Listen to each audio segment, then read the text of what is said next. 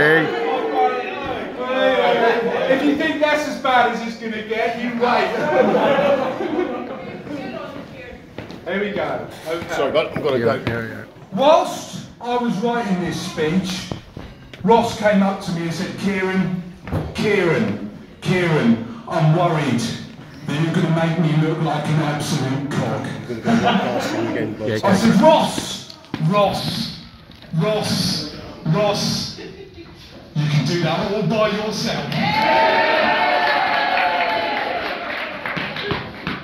So, before we get to the bit of the speech you've all been waiting for, the ritual humiliation of Ross Croft, and I've been waiting for 42 years, so you're waiting for I'd like you all to join me in a moment's silence. So regardless of whether you are a Christian, an atheist, or like you, madam, a Satanist, could you all put your hands together and put your eyes down? Dear Lord, we would like to ask for your gratitude for this most special moment. Thank you, God, for finally shutting Ross the fuck up for more than 30 seconds.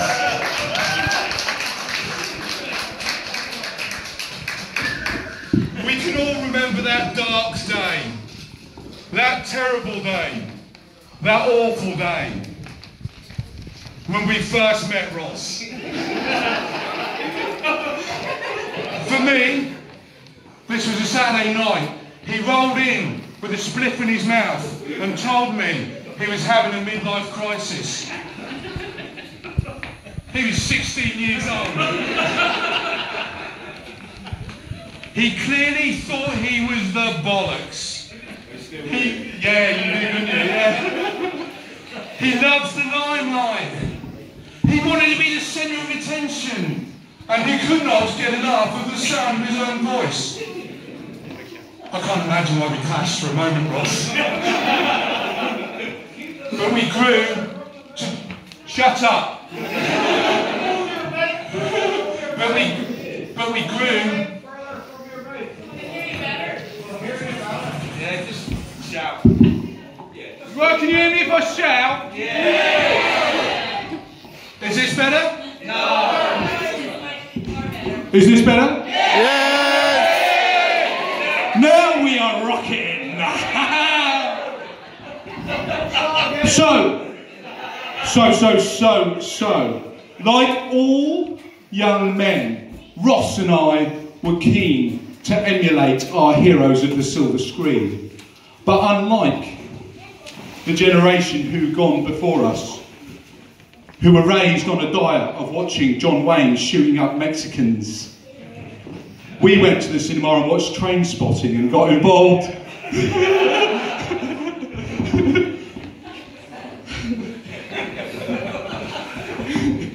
Okay. The next 3 years of our lives were a complete blur. At least that's what we claimed at multiple police interviews. But look at Ross. Watch him squirm as I refer to... Where are my bloody things gone? As I refer to some of the classic moments of our childhood, Ross. Who can forget the front garden ambulance row? Yes. Or what's this one? Nobby Styles and the washing machine. And my personal favourite, Ross's Wednesday afternoon Valium script. But you know, fortunately for Ross, he had a family, a loving Irish family, many of you who are here today, who pulled him out of his hole, dragged him over to Ireland, and Ipswich family, pulled him out of his hole, dragged him over to Ireland in that oh so loving Irish way. Keep the living shit out of the little prick. Because after all, if this is how he was going to be after he'd watched Trainspotting, what would he be like after he'd watched Driving Miss Daisy? The Bridges of Madison County? Or worse still, Legally Blonde? My only regret from this time is that I didn't get to see you lot marching up and down wet sand at 6 in the morning, because I think I'm not alone when I say I would have paid good money to see that. But fortunately for Ross, you Irish guys taught him 2 skills when he was over in Ireland. The first of these was drinking. I'm sorry, I know that was a bit stereotypical, a little bit racist of me, a little bit near to the knuckle. You did, of course, teach him one real, traditional Irish skill that would hold him in good stead for the rest of his life. Fighting. And then you sent him back to England, where Ross still had a few crazy years to go. Who can forget his love of soft drinks in his late 20s? He went mad for the bubbles, spending whole weekends on coke. And it must have been the diet stuff. You should have seen the weight he lost. And then... That's fair enough, come on, that's fair enough. And then there was his attempt to recapture his lost youth in his early 30s as he visited the parks and recreation grounds of the UK. But what I could never work out with Ross was why he didn't like slides, seesaws or roundabouts. He used to come back all red-faced and sweaty and tell me, I've spent all Saturday night swinging.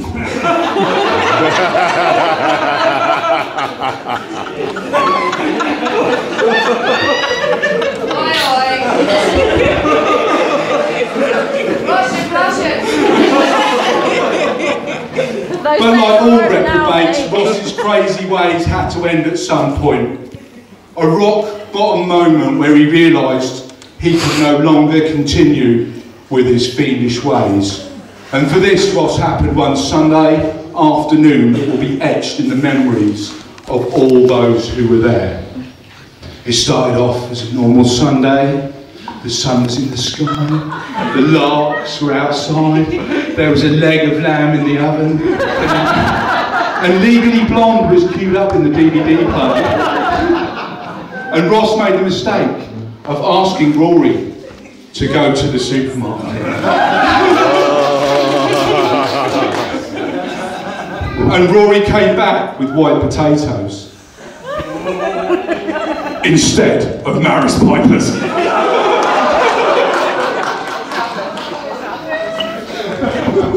Mount St Helens, Vesuvius, Krakatoa.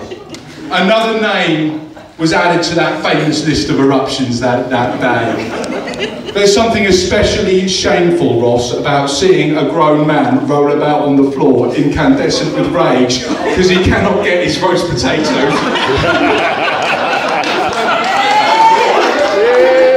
just right. Out in the street, a 5-year-old going past heard the noise and slowly put his hand up to his face, whilst we sat silent in the front room, terrified that he might discover Rory had also forgotten the butternut squash.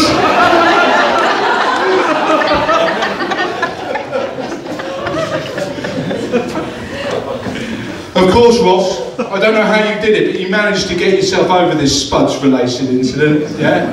You started getting your life back on track, you got a little Vespa, you started putt-putt-putting around the Norwich streets, and you found a much more healthy outlet for your anger. The Norwich traffic.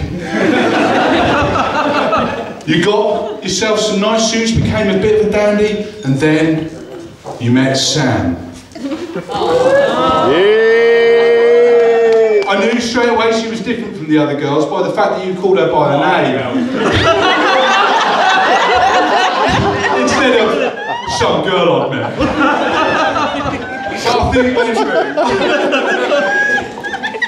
think when we really noticed you were changing. When I was round at Rory's one day, and you came in, and there was some minor little disaster. I can't quite remember what it was. I think Rory and I had bought some King Edwards. But you'd normally go off in rage. So as me and Rory sat there, like two Japanese tourists at Yellowstone Park, waiting for old faithful here, Mr. I don't have an anger problem, Mr. Calm, calm, what do you mean calm, Mr. I think you better shut the fuck up right now here, waiting for him to go off. The unthinkable happened. Absolutely nothing. No explosion, no nuclear blast, no asteroid flying from outer space waiting to wipe out the dinosaurs. Ross, you remained completely calm. And it took me and Rory about 2 weeks to get over it. And it was in that flat again that you came round and you told us that you and Sam were with child. You tried to play it off in that Ross Croft way, like you were so cool about it, Ross. But we've all known you for too long. We've known that having a family has been a dream of yours, and actually seeing you on that day, we were all so made up for you. And Sam, you've probably worked out by now that Ross told us all, myself, Michael, Harry, Rowan, Rory, the milkman, the postman, the bloke down the pub, the bloke at the club he was talking to for 3 hours and couldn't get away from him. He told everybody that he was having a child. But this did not take away from a moment when we actually got to celebrate with you. Moments that make your life and take your breath away. And of course, Ross, this time in your life was marked by the passing of your father. God rest his soul. Yeah. But I think we can all agree that he was truly proud of the way that you and Sam had come together. Yes. You? And given him the greatest gift a father could hope for before he passed, that of knowing that he had a grandchild on the way and the continuation of his line. Yeah. And even though he cannot be here today to see you, I think we can all feel him looking down on this, your most special day. And Ross and Sam, they say that there's no manual for parenting, but even if there was, you wouldn't have needed it. Under your love, little Betty Rose is turning into such a polite, respectful and responsible little girl. And Ross, I don't have any children of my own, but if I did have, I'd like to be a dad like you.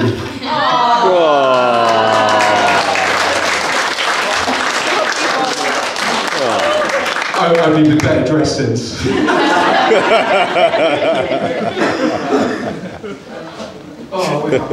And Sam, you look absolutely beautiful tonight. Stunning.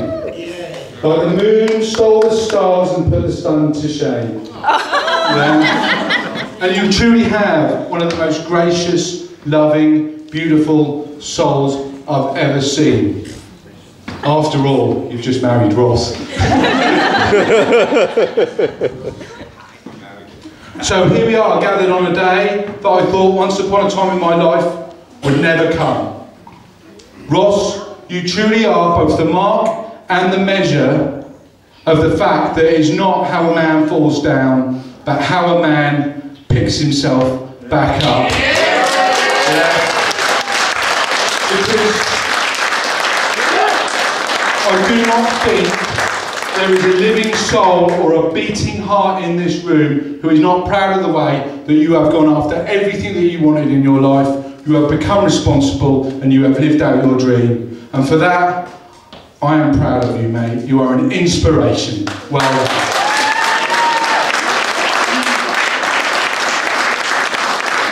So in classic wedding style, we've got the telegrams here from the people who couldn't be here. So here we go, just before we get to the final toast. This one came in this morning. Dear Ross, why you not come and see me and the kids anymore? Spero Ruginskaya, Estonia.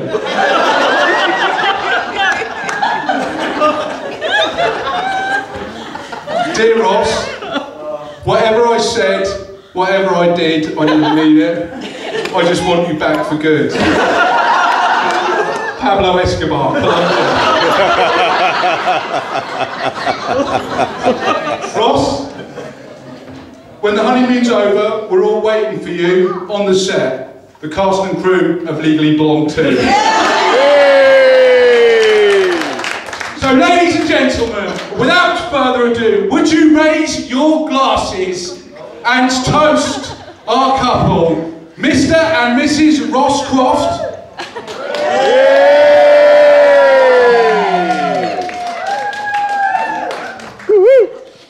And again, come on, one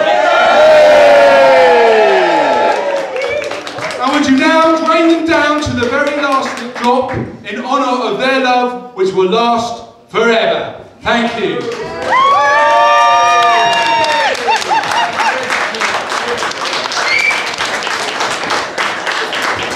What a great thing. That's what he does for Vicky, yeah. I hope this comes out alright. Well done, Kieran! Well done! It's going to be very quick. I just thank you all for coming. Thank my beautiful bride for saying yes. And enjoy yourself, dance and get pissed. Hi, Granny. Wants to have a word. Did you want to have a word, Granny? Yeah. Yeah. Come on, Granny. Come on. Come on, Granny. Kieran, fly after Kieran's speech. Oh, bless her Oh, heart. it's amazing. 90 years old. Let's hear it for Nanny.